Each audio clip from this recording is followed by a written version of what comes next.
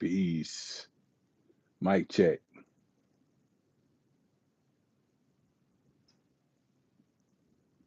Mic check. 1, 2.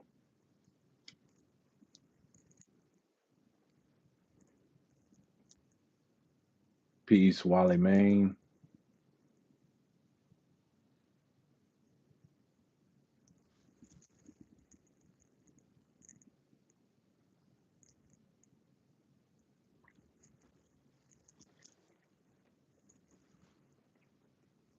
Bet, bet. Appreciate it. Someone was detected at your front door.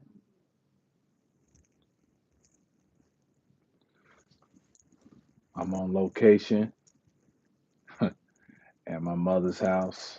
So, peace, Andrea. She got all her technology going in here. Let you know when somebody's at the front door, when somebody stumped their toe, somebody tied their shoe. It's all documented. Trying to give it a second here to let a couple more people get notified. Peace, Shauna. All is well. How you doing? Uh, so we know we got that good old eclipse that is occurring here. Um, the eclipse is occurring. What time is it? Probably here in the next 23 minutes.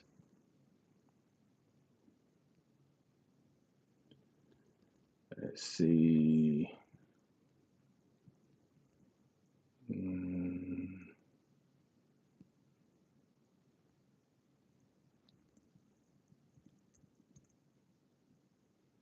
let's see here. No, I didn't set that up. I don't even. I'm trying to work something here. Uh,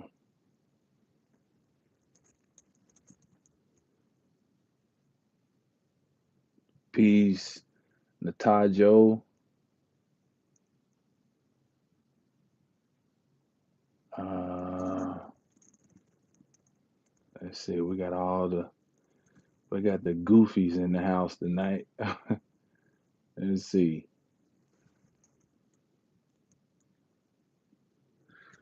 So we got the eclipse is coming up here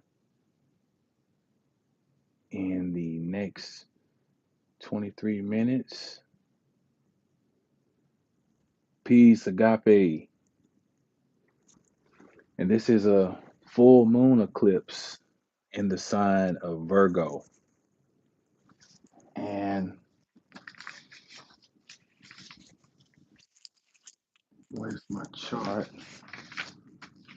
It's so I don't have my normal setup here, so I can't pull it up.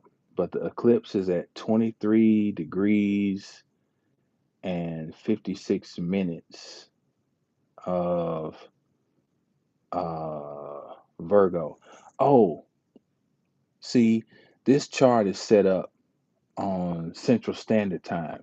So no, we still got about an hour and 20 minutes before the eclipse. I have it here at 1:53 a.m. Eastern Standard, 12:53 a.m. Central Standard Time. So there we go.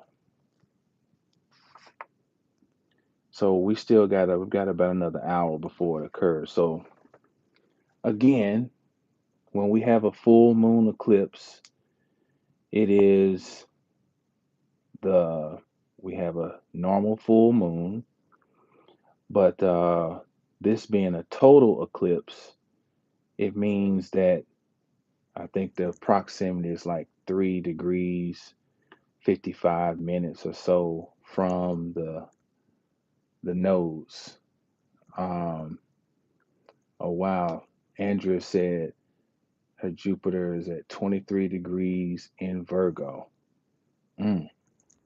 So that's being triggered right now. And I think that placement really does tie in to this energy of around this eclipse. And I won't be long in trying to break this down. I just want to highlight some things here. Like I said, that Jupiter 23, that's very significant because it's almost as if Jupiter is represents the challenge that we have right now with this eclipse in Virgo. And it's interesting because your Jupiter also is ruling the North Node. Jupiter is a traditional ruler of Pisces. Um, and and what is Jupiter? Jupiter is a planet that deals with our faith. It deals with our sense of grace and abundance, and Jupiter can deal with um, gifts and miracles, expansion. And Jupiter does not like being in Virgo because Jupiter's um, imaginative is more feminine side in Pisces, where it's more visionary, as in tapping into the unseen to see, to expand, fusing with that which is not seen by the two eyes. It kind of gets um, the somewhat of a damper put on it to a degree. A Tepu, Nandi. Uh, so here we have the moon at 23 degrees, and we have opposing it the sun. So anytime we have a full moon, independent of an eclipse, we have the highlighting of things that have been developing behind the scenes. A full moon is like when I was a little kid, my dad was a photographer and we had a little dark room down in the basement. And, back in the day, you had to develop film. You had to go through all these like 3 or 4 steps where you put it in this solution and that solution and you let it hang. And then finally, this image would appear. Um, and this is kind of what like the full moon is like.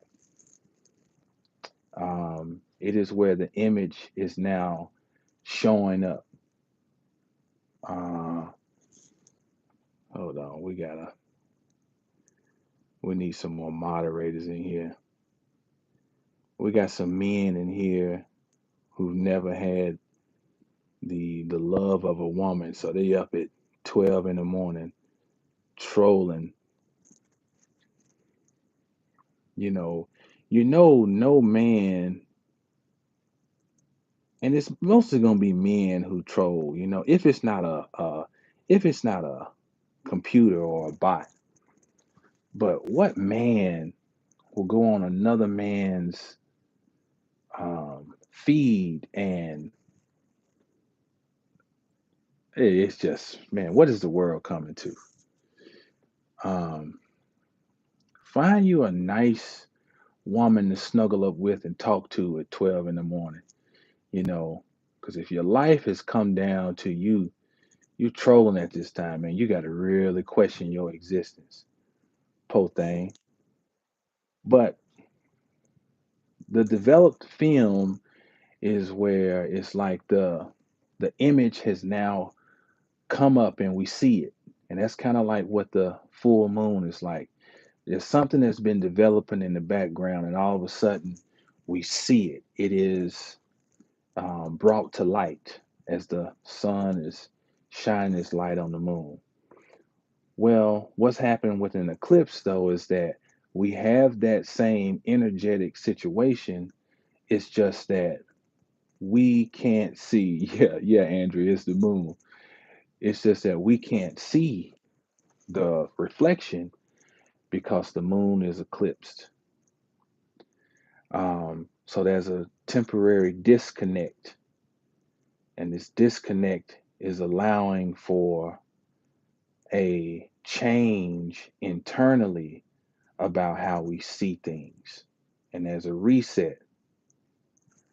Um, and then to add to this, we have Saturn is conjoining the sun and opposing the moon. Saturn is at 22 degrees of Pisces, conjoining the sun at 23 and opposing the moon at 23 of Virgo. And let's think about Saturn because Saturn is a big deal here. Saturn places walls and boundaries and structures around things. Now, most of us are fortunate enough to be somewhere where there's walls up around us, which is protecting us from whatever is in the outside world, out there in the pitch black dark. These walls are protecting us. But another way to look at it is that these walls are limiting us because it's preventing us. I just want to be able to run right out there and to that little pond outside, but I got this wall in the way. I got this door in the way preventing me, you know?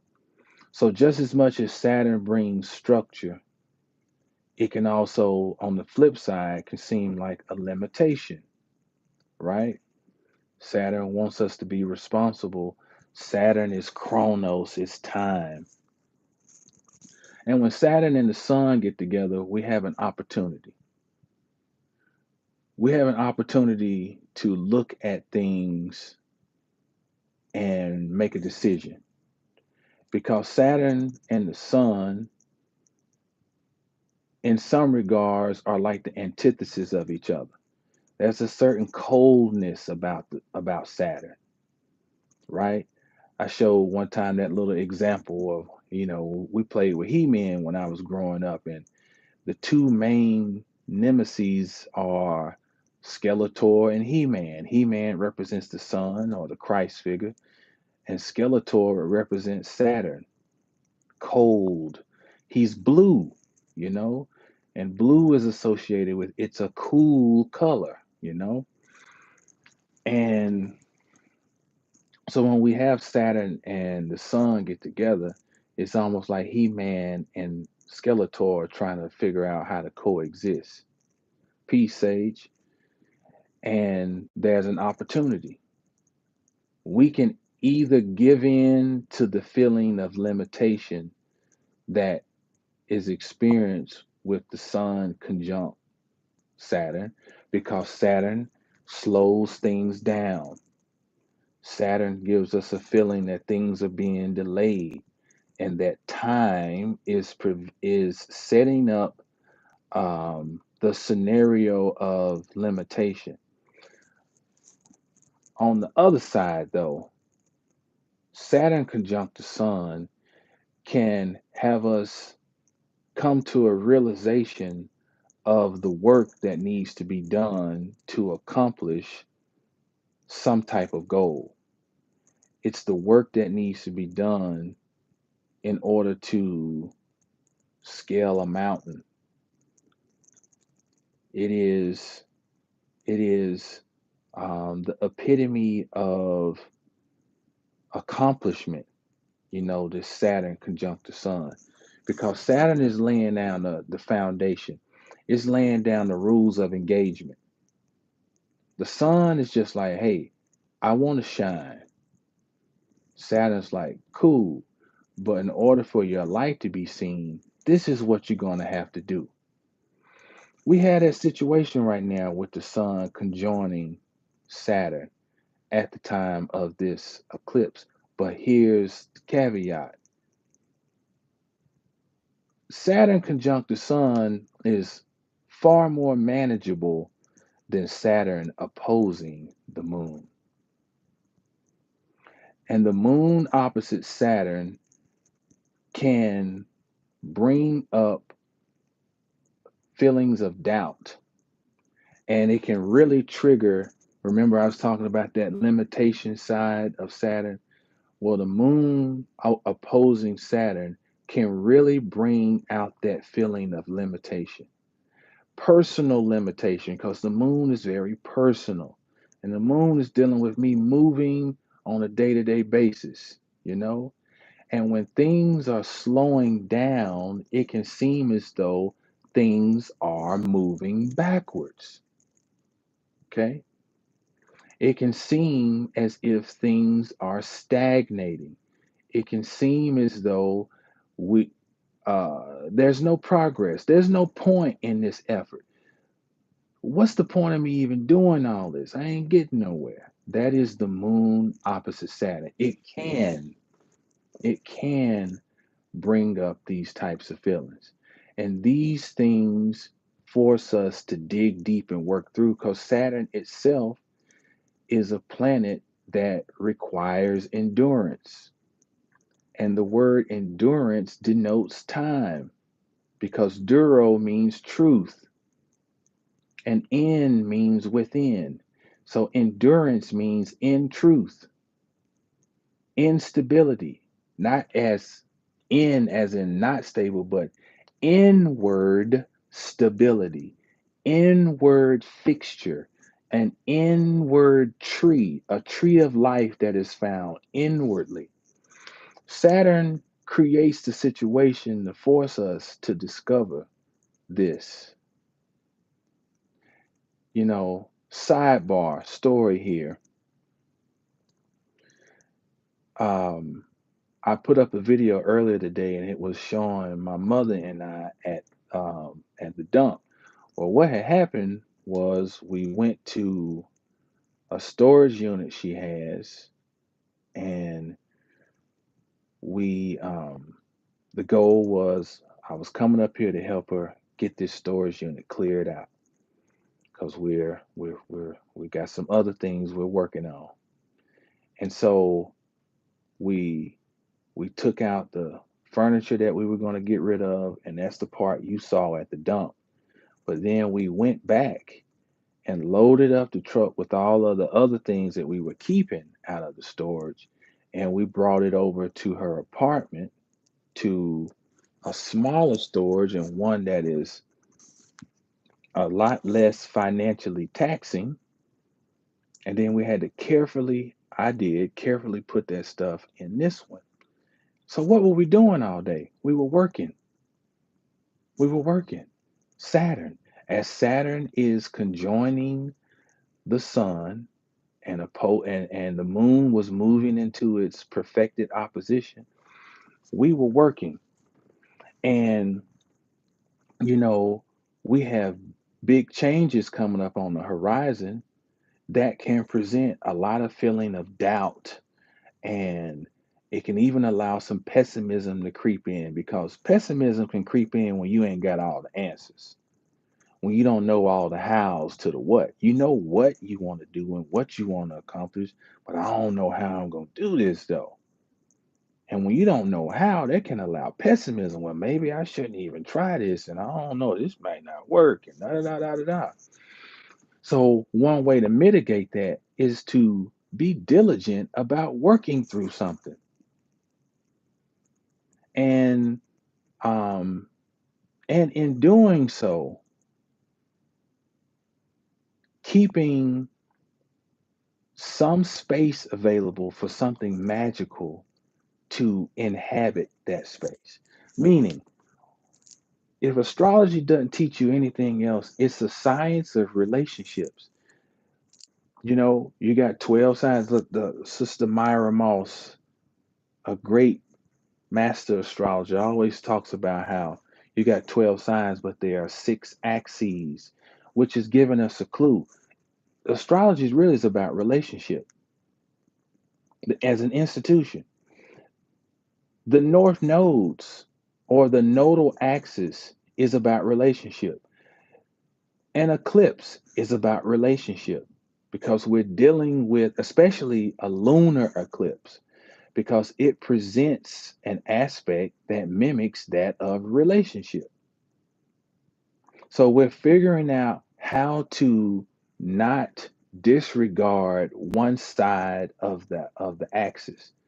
And how do we take both sides, integrate them, and something beyond the two of them is given birth to? So, in other words, you do your Saturnian stuff by you being diligently focused on something you're working on, but at the same time, you leave space for something magical to unfold. Understanding that those two share space. This is um these are some of the basics of manifestation. Manifestation is based on basic rudimentary numerology. And the rudimentary theosophic numerology is based on three numbers: one, two, three.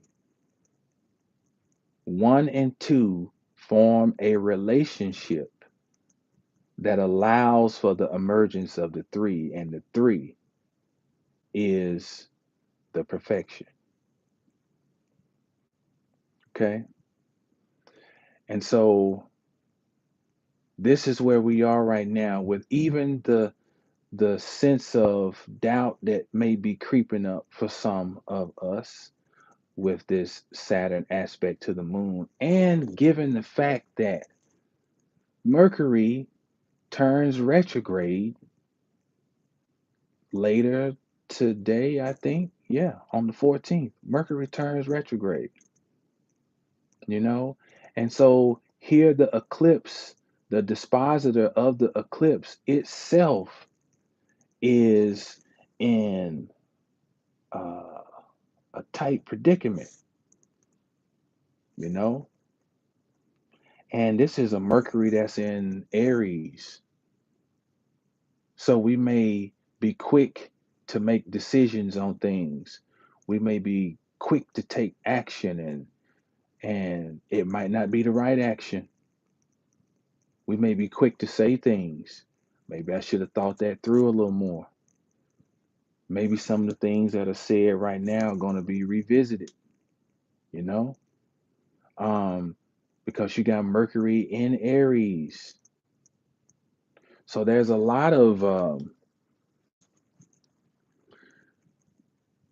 there's a need for patience right now, and there's a need for perseverance. There at the same time, there is a need for the childlike wonder, a space for that childlike wonder to exist, meaning that not to be so inundated on the ABCs, one, two, three, the linear, that we forget about just being able to see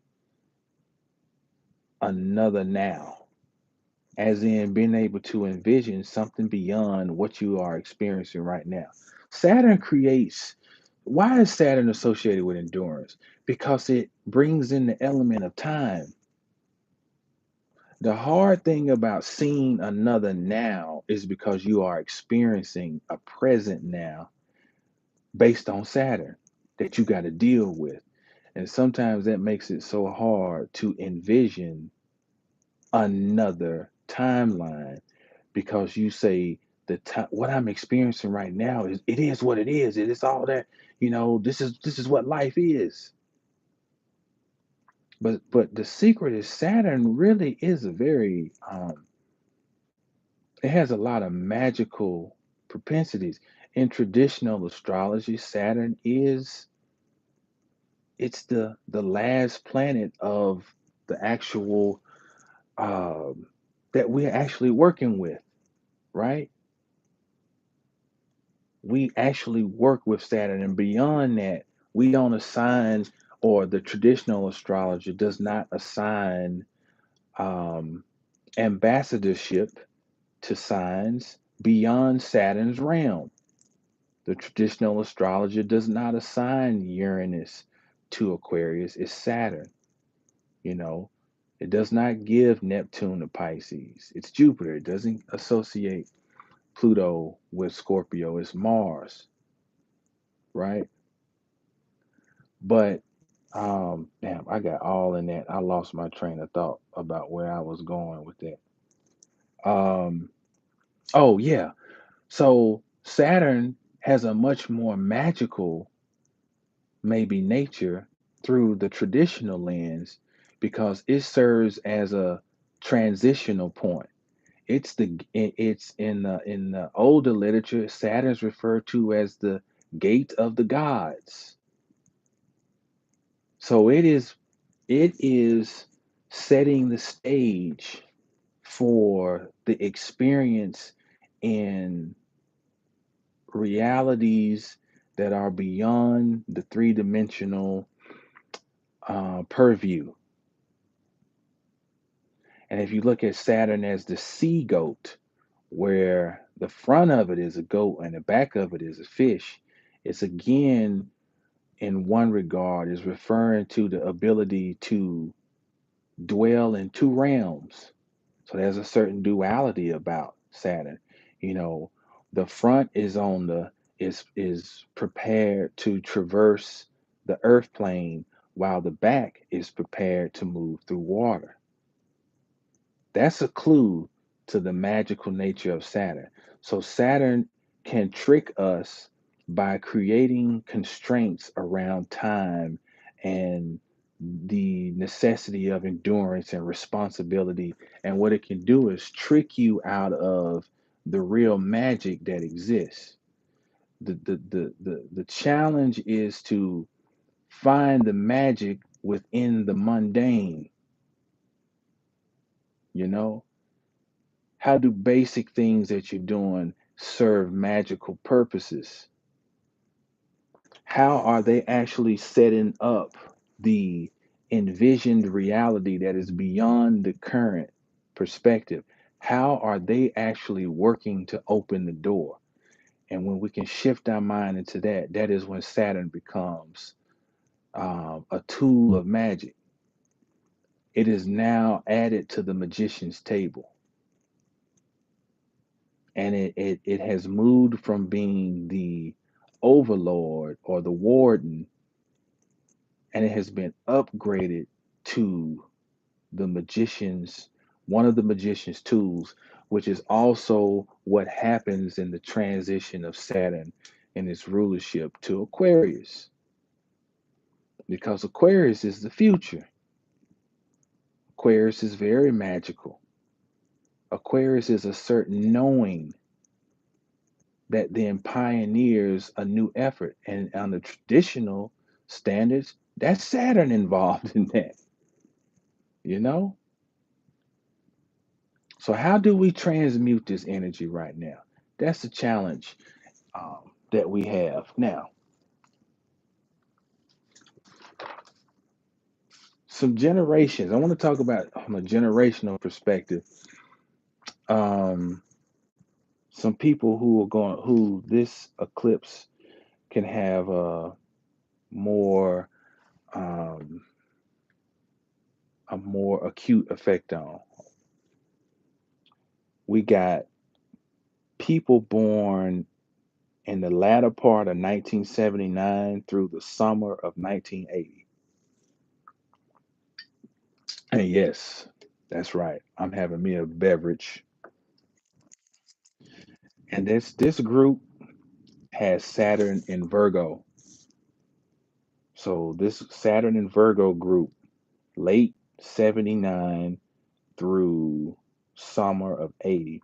So you're having your Saturn opposition right now. Um, People born in the spring of 95 through early 96, they're having their Saturn return in Pisces. And I chose these dates because this is where any of these planets referenced are going to be within a 3-degree orb of this eclipse at 23 degrees of Virgo. People born between April 2008 and May of 2010 who have Uranus in Pisces, you may really feel this a little more.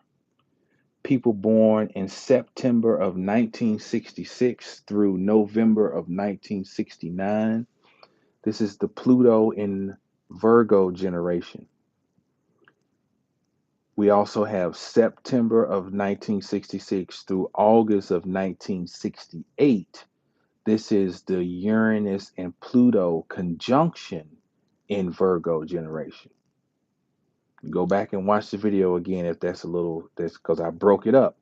One specifically talking about Pluto, and then the other group more specifically about when Pluto and Uranus conjoined. We have March of 1966 through May of 1966. This is Saturn in Pisces. Then we have September of 66 through early February 67. This is also Saturn in Pisces because you have to account for retrograde. So there's a little gap there. So go back and watch the video again to get um, those dates and see if these apply to your generation. Um, let's get this chump out of here. He probably watching some bestiality videos and stumbled upon this one. Or he was looking for some bestiality videos or whatever. With some weirdos out here. These are the people when you walk around the store who be walking with their head down, scared to make eye contact, and they get on the internet, boy. They get all types of courage. God bless them. Okay, final thing I wanna add is that in the Hindustani tradition, there's a festival that is occurring today called the Holi Festival. Look it up, the Holi Festival, and it is a annual spring festival that is held, but it's not a fixed date, so I think it's based on the lunar calendar. And this year, it falls on March 14th here on the day of the full lunar eclipse.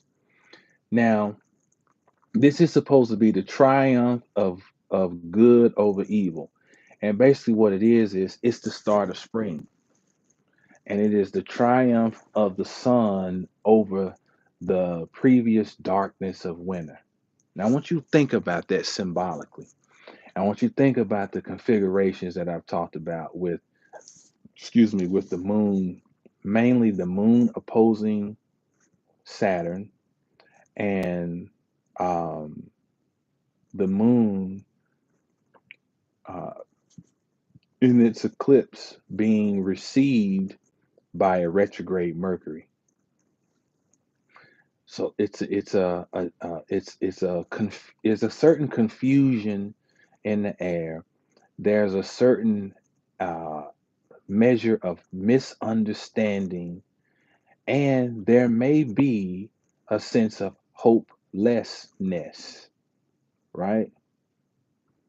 Okay. But while that is present, it just so happens that this holiday is occurring at the same time. And this goes back to the person who was saying that they have Jupiter at 23 degrees of Virgo.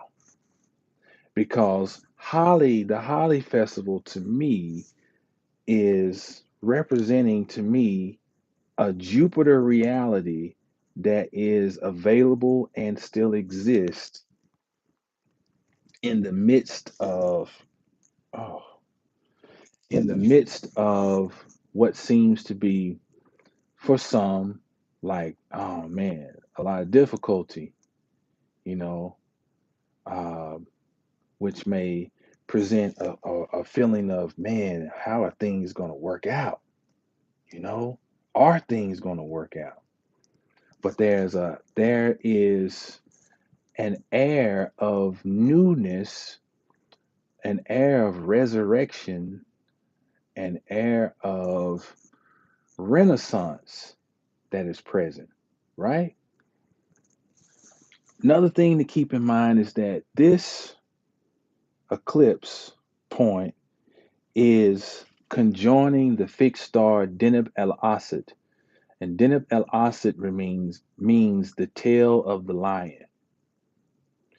Now, the way symbolically it is interpreted is as representing something similar to the planet of Uranus. Deneb El Asad represents an energy of rebellion, going against the grain, going away from the status quo. Dark side is that it can just be rebellious just for no reason. It can be looking to debate even in a situation where it could possibly learn something beneficial. Okay, that's the dark side of Din of El Asad. But if you just think about go further, just with our own inference, it when you grab a lion by the tail, it would be in the lion's nature to want to pull away or to look around and see who would dare try to hold me back.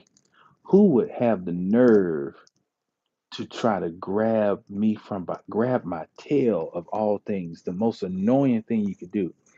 And so when you just think about that, use your own imagination, it does align with a Uranian type of expression, as in you're not gonna hold me back.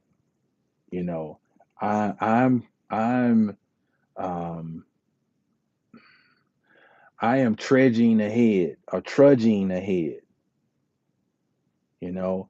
I will not be held captive to the status quo. So that's something else to meditate on and think about in the Virgo house in your chart, especially if you have sensitive points around 20 to 20, I'm going to say 20 to 25, 26 degrees of Virgo, then is something being triggered in you to possibly have to go against the grain. Like, flip side, is there a need for you to entertain compromise? Is there somewhere where you need to see the other side of things? Not saying that you got to adopt it as yours, but just to see, just to entertain another perspective relative to the house that Virgo occupies in your chart. Just some things to think about. And I think that's going to wrap it up for all I got. You know, once again,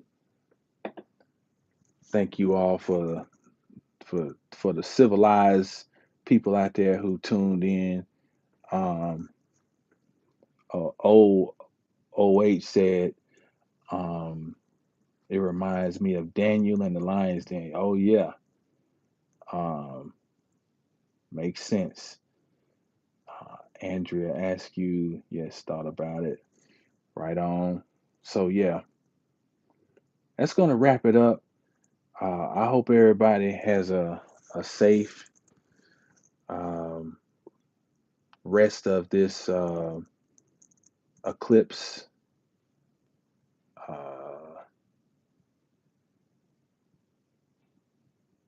Your date says 12/14/25. Oh man, it does. Uh, okay, thank you. I had to go and change that in a hurry, rushing. Jay Smith said Virgo rising here. You shifted my outlook on what's happening. Right on, good brother. Hopefully it shifted it in a more positive direction. You're welcome, Shauna. You're welcome, Andrea. Thank y'all again. If you catch this on the replay, you're welcome, Sage. If you catch this on the replay, feel free to subscribe to the channel and like and share the video. And let's try to get this to other folk who maybe these little nuggets, maybe it can help them throughout their journey. My website, 720astrology.com. That's 720astrology.com. And I'm available for a host of readings. Go there and check it out. Astrology is an amazing tool to help you, man, just to, for whatever, it is available for you, you know. Peace, Swords. You're welcome. So on that note, I'm signing off.